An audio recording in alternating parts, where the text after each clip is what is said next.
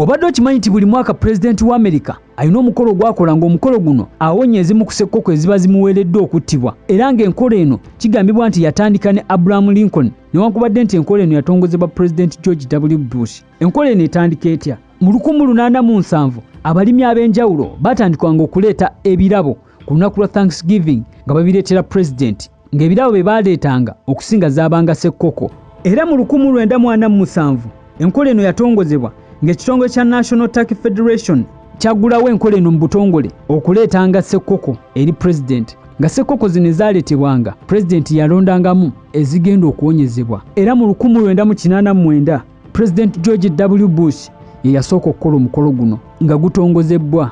Biki ebirala ebiri mu mabega w'ekikolwa kino? Okumanya ebisingawo gwe kola kimu gobeera ng'onyiga mu plus button osubscribinge ne ku YouTube channel osobole okumanya ebisingawo.